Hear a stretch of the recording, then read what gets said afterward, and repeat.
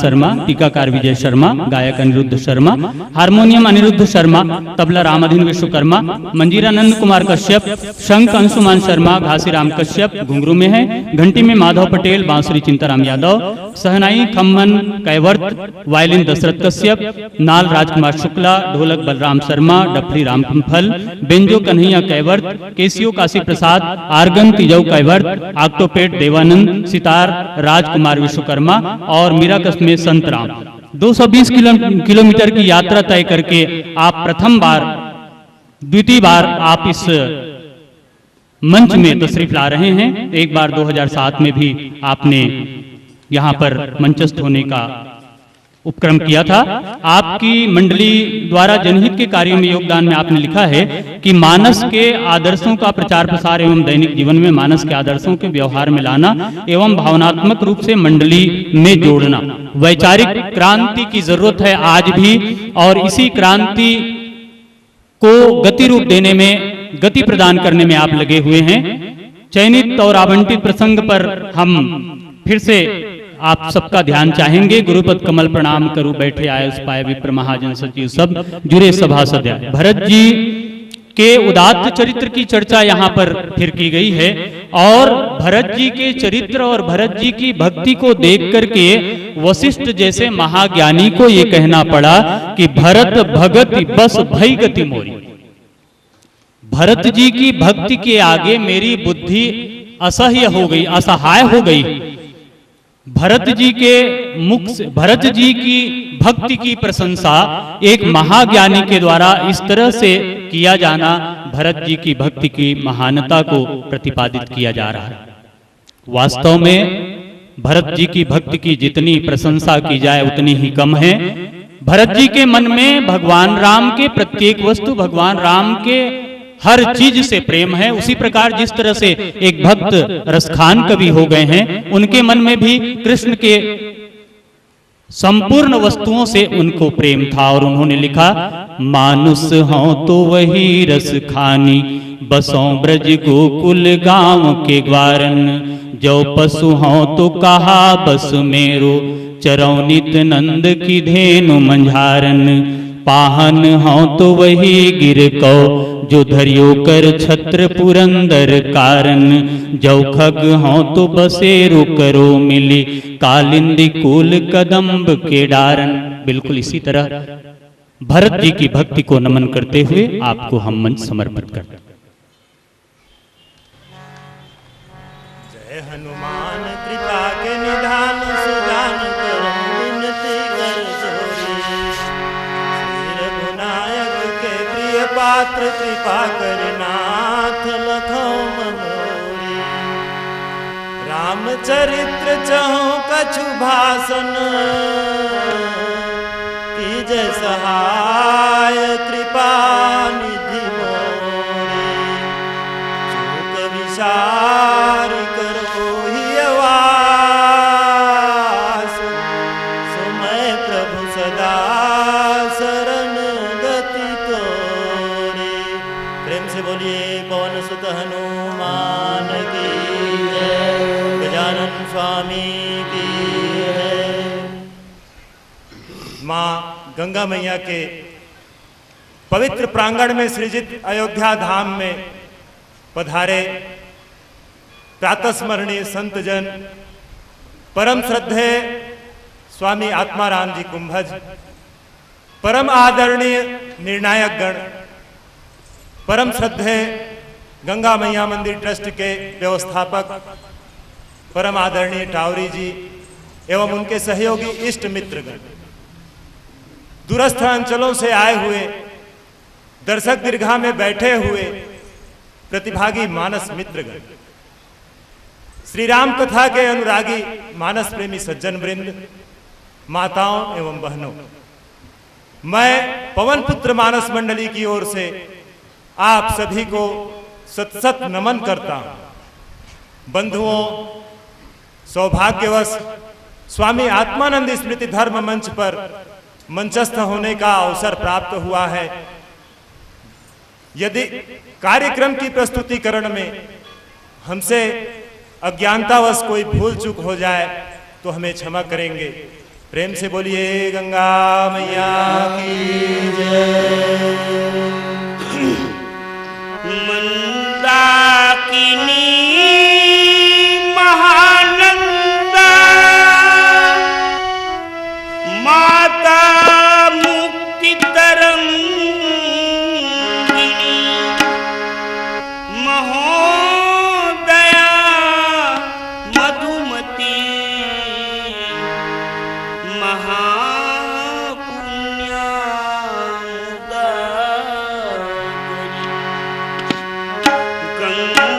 गंगायास्तव राजस्य प्रत्यहं परिशीलना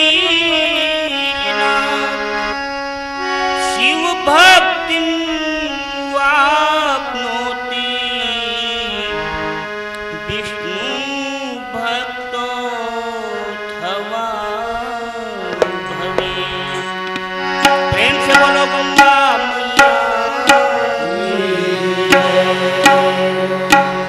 पतित पावनी गंगे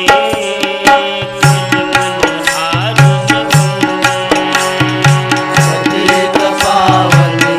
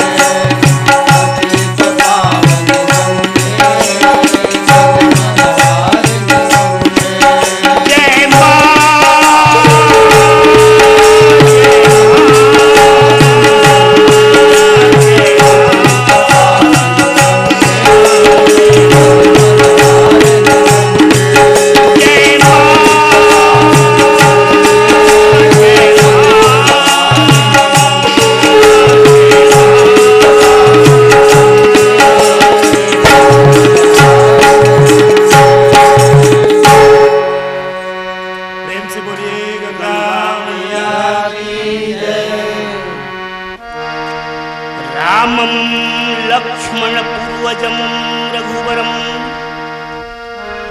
सीतापतिं सुन्दरं काकुत्स्थं करुणार्णवं गुणनिधिं विप्रप्रियं धार्मिकं राजेन्द्रं सत्यसन्धं दशरथतनयं श्यामलं शान्तमूर्तिं वन्दे लोकाभिरामं रघुकुलतिलकं राघवं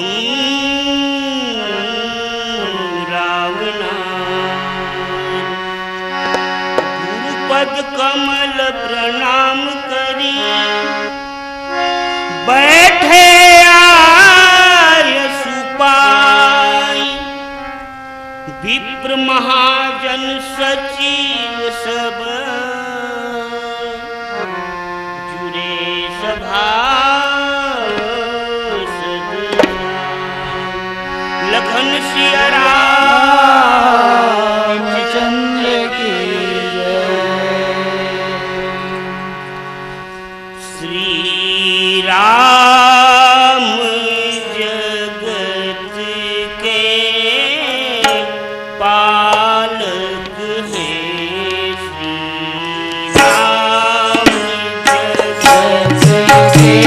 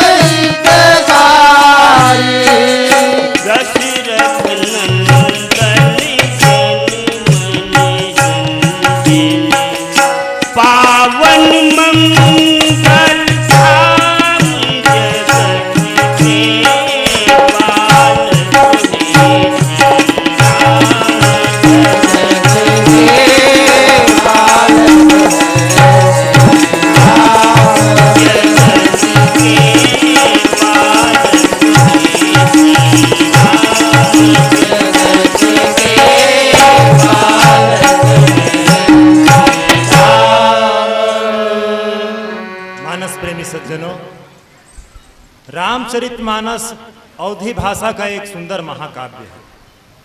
रामचरितमानस के अयोध्या कांड से प्रसंग प्राप्त हुआ है। यह कांड त्याग एवं भक्ति का सोपान है।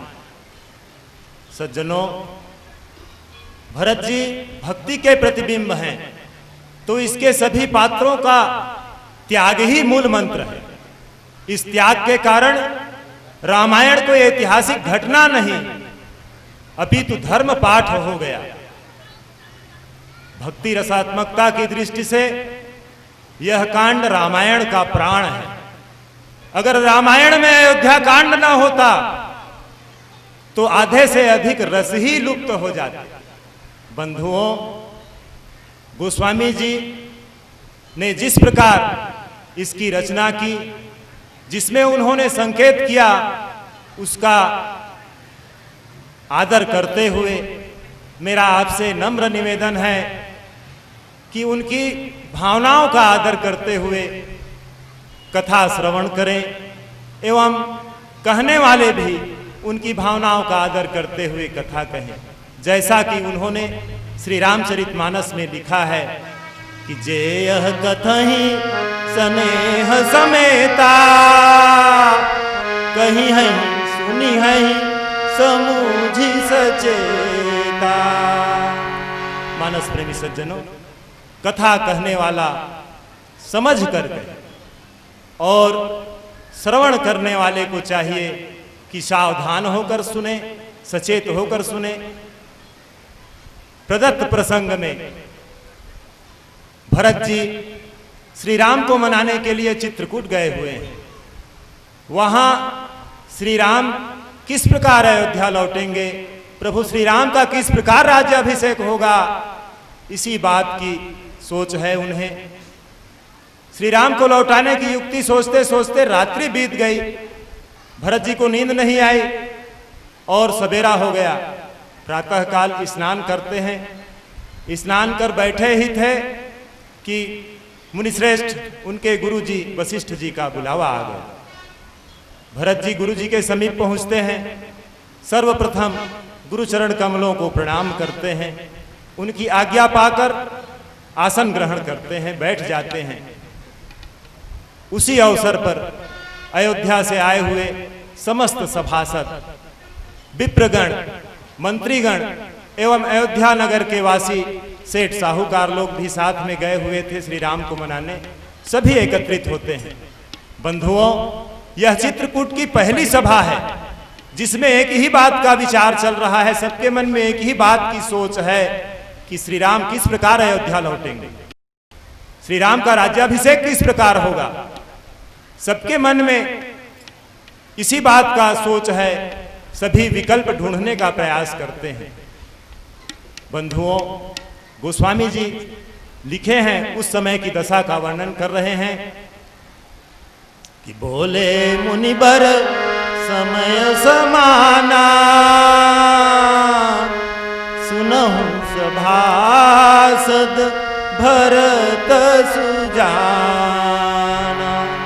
मानस प्रेमी सज्जनों, मुनिश्रेष्ठ वशिष्ठ जी उस सभा को संबोधित करते हुए कह रहे हैं, समयानुसार वचन कह रहे हैं। समयानुसार वचन कहने का तात्पर्य यह है कि श्री राम 14 वर्ष वनवास का संकल्प लेकर घर से निकले हैं और भरत जी उनको वापस लौटाने का विकल्प ढूंढ रहे हैं। दोनों के ध्येय परस्पर विरोधी हैं। इसका ध्यान रखकर इसलिए समयानुसार समयोचित वचन कह रहे हैं। प्रथम सभासदों को संबोधित करते हैं क्योंकि उस सभा में महर्षि जाबाली, वामदेव इत्यादि आदि ऋषिगण एकत्रित हुए थे, आए हुए थे। फिर भरत सुजान कहकर भरत जी और समस्त सभा को संबोधित करते हैं। कहते हैं कि श्री राम धर्म धुरंधर है। बंधुओं, धर्म धुरंधर उन्हें कहते हैं कि जो धर्म की धुरी को धारण करे, धर्म की रक्षा करे। उस समय धर्म की मर्यादाएं मिट चुकी थी।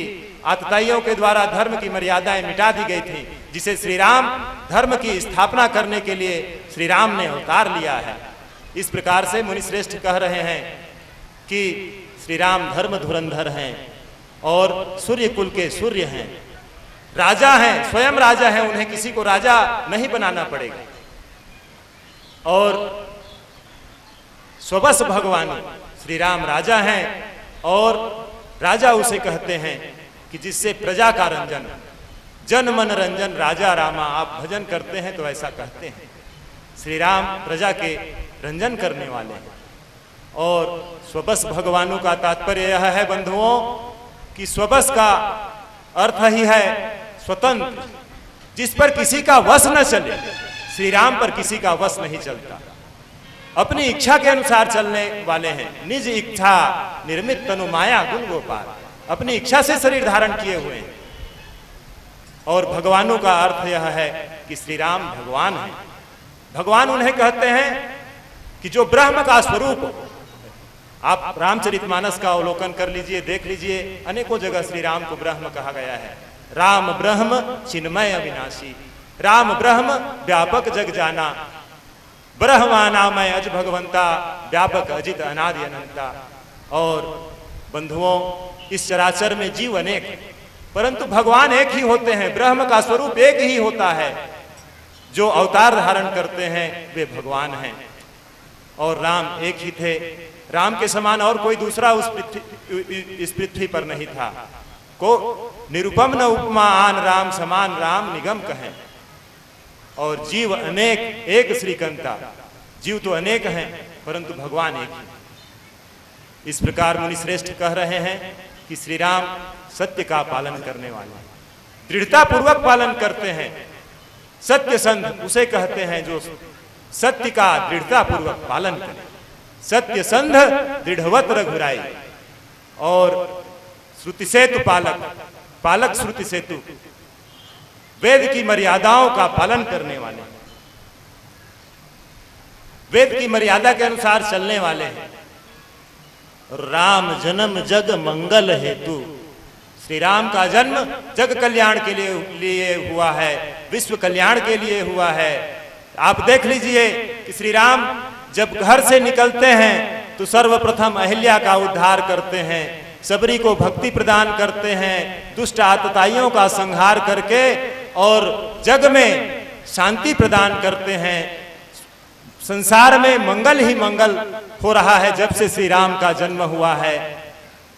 बंधुओं, रामचरितमानस में गोस्वामी जी लिखे हैं कि जग कारण तारण भव भंजन धरनी भार, कि तुम अखिल भुवनपति लिन्न मनुज अवतार। बंधुओं, जग कल्याण के लिए श्री राम मनुष्य शरीर धारण करते हैं। और ये गुरु पिता मातु वचन अनुसारी का आशय यह है कि गुरु पिता माता की आज्ञा के मानने वाले हैं। पिता के वचनों को मानकर वन में आए हैं तो भला क्यों लौटेंगे। मुनि श्रेष्ठ वशिष्ठ जी सबको समझा रहे हैं कि माता के आज्ञाकारी हैं, गुरु के आज्ञाकारी हैं, पिता के आज्ञाकारी हैं। इसलिए पिता के वचनों का पालन करने वाले हैं, उनके वचनों का मान रखने वाले हैं। इसलिए घर क्यों लौट चलेंगे। और श्री राम अपने श्रीमुख से इस बात को प्रतिपादित करते हैं। माता कैकेयी से कहे हैं कि सुन जननी सोई सुत बड़ भागी, जय पितु मातु चरण अनुरागी। इस प्रकार से श्री राम माता पिता के आज्ञा पालक हैं, उनके आज्ञाकारी हैं। और खल दल दलन देव हितकारी, दुष्टों के दल का दलन करके देवताओं के परम हितकारी हैं। विप्र धेनु सुर संत हित लिन्न मनुज अवतार, देवताओं के हित करने के लिए ब्रह्म स्वरूप को त्याग कर मनुष्य शरीर धारण करते हैं। और बंधुओं, उस समय रावणी सत्ता से संपूर्ण विश्व अनुबंधित था, परतंत्र था। देख लीजिए रामचरितमानस में लिखा है कि भुजबल विश्व बस्य करी राखे कौन स्वतंत्र। रावण के द्वारा कोई भी स्वतंत्र नहीं था।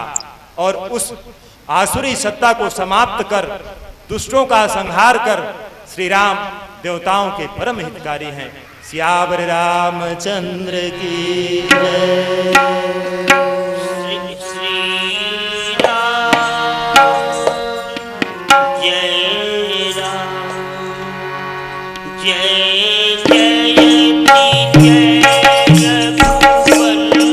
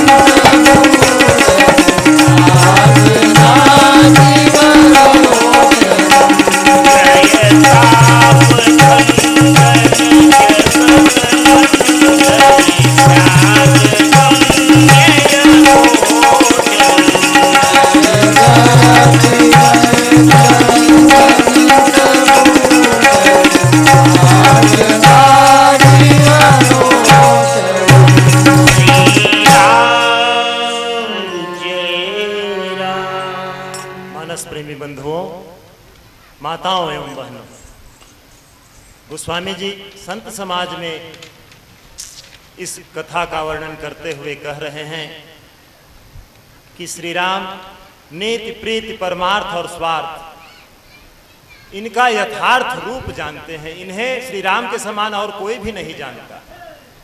श्री राम ही को इन सब का संपूर्ण ज्ञान है, यथार्थ रूप से जानते हैं। मुनिश्रेष्ठ वशिष्ठ जी कहते हैं कि विधि हरिहर रवि शशि दिस बाला। इसका आशय यह है बंधुओं कि संसार के उत्प्रेरक पालक और संहारक विधि हरिहर, चंद्रमा सूर्य, सभी दिक्पाल, माया जीव कर्म और काल, ये सभी श्री राम की आज्ञा मानते हैं। और मुनिश्रेष्ठ आगे कहते हैं कि अहिप महिप जहाँ लगी प्रभुताई, जोग सिद्ध निगमागम गाई, तो कर विचार जिय देखहु निके, राम रजाई शीस सबहि के। मानस प्रेमी सज्जनों, मुनिश्रेष्ठ वशिष्ठ जी कहते हैं कि श्री राम की आज्ञा सभी के सिर पर है। देख लीजिए कि विधि हरिहर तक उनकी आज्ञा मानते हैं। शेष जी, पृथ्वी के प्रजापालक राजागण, जहां तक प्रभुता है, योग और उनकी सिद्धियां, वेद जिनका गान करते हैं, ये सभी श्री राम की आज्ञा को सिर पर धारण करते हैं, उनकी आज्ञा पर चलते हैं। राम आज्ञा के अनुसार चलने के लिए अनुबंधित हैं। और उस सभा को संबोधित करते हुए मुनिश्रेष्ठ कह रहे हैं कि यहां पर विचारणीय प्रश्न है। कर विचार जिए देखा होने के, अपने हृदय में विचार कर देखिए कि जिनकी आज्ञा ये सभी मानते हैं, ऐसे ऐसे ईश्वर जब श्री राम की आज्ञा मानते हैं, तो क्या श्री राम को लौटने के लिए आज्ञा देना उचित होगा? यह विचारणीय प्रश्न है।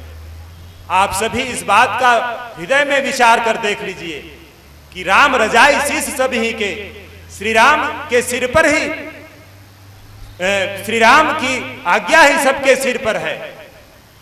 ये सभी श्री राम की आज्ञा शिरोधार्य करते हैं। और बंधुओं, श्री राम के आदर्श गुणों को मुनिश्रेष्ठ वशिष्ठ जी समस्त सभा के बीच में प्रेरित करके और उद्धृत कर रहे हैं। श्री राम का चरित्र आदर्श चरित्र है, मानवीय मर्यादाओं से बंधा हुआ है। रामचरितमानस उनके इस आदर्श चरित्र के कारण आदर्श ग्रंथ है। उनके जीवन से हमें यही शिक्षा लेनी चाहिए और श्री राम के आदर्श चरित्रों को हृदय में धारण करना चाहिए। बंधुओं, गोस्वामी जी इस रामचरितमानस में लिखे हैं कि सतपंच चौपाई मनोहर जान जो नर उर्धर है। 5-7 चौपाइयों को ही यदि आपने आत्मसात कर लिया तो मानव जीवन धन्य हो जाए। बंधुओं, मैं क्या कहूं आपसे, श्री राम के आदर्श चरित्रों को हृदय में मनन करते हुए आइए अपने चरित्र में उतारने का प्रयास करते हैं। इन्हीं शब्दों के साथ मैं एक शिक्षाप्रद भजन के लिए अपने मानस मंडली के अध्यक्ष महोदय से निवेदन करता हूं कि एक शिक्षाप्रद भजन आपके समक्ष प्रस्तुत करें। सियावर रामचंद्र की जय। आदर्शता से भरा है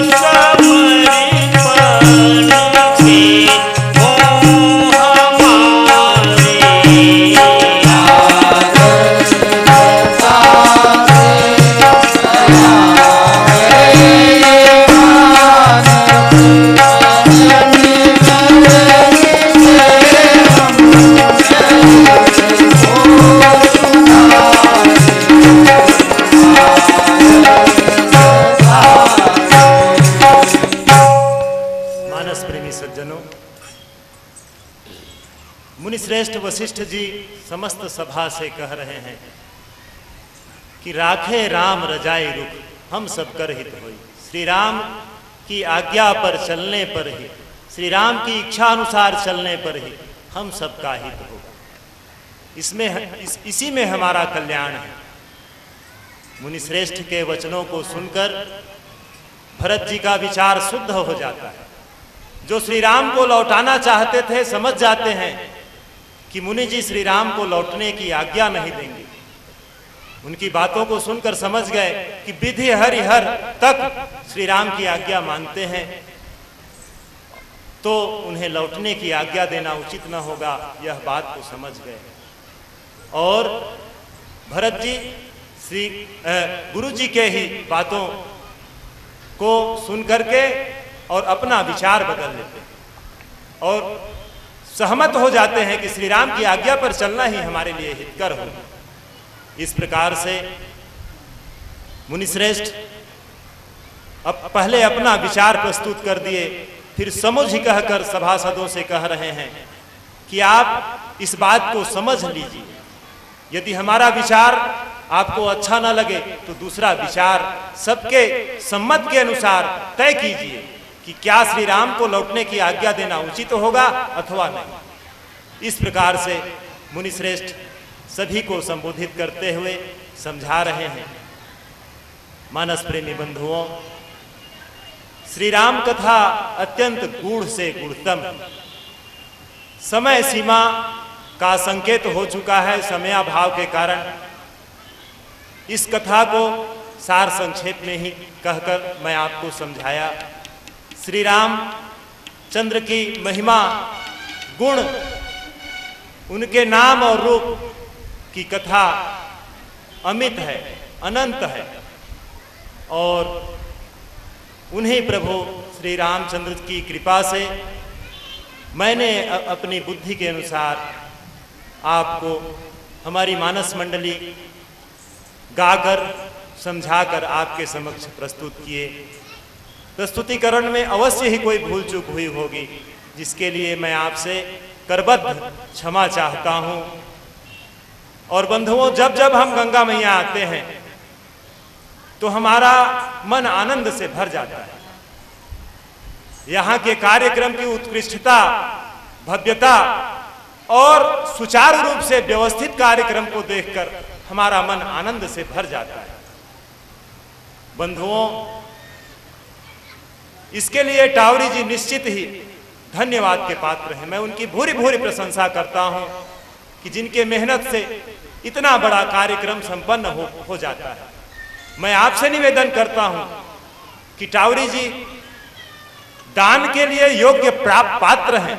यदि आपको दान करना है तो उन्हें दान कीजिए कि जिससे यह अयोध्या धाम हर वर्ष सृजित होने वाला एक निश्चित स्थायी रूप से मंच के रूप में प्रतिस्थापित हो और यहाँ स्थायी रूप से निर्माण कार्य हो सके।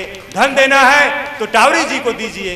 इस प्रकार से मैं अपनी बुद्धि के अनुसार आपको समझाया। अल्पज्ञतावश कोई भूल हुई हो तो हमें क्षमा करेंगे। एक छोटे से भजन के साथ हम आपसे विदा लेते हैं। धन्यवाद, बहुत बहुत धन्यवाद।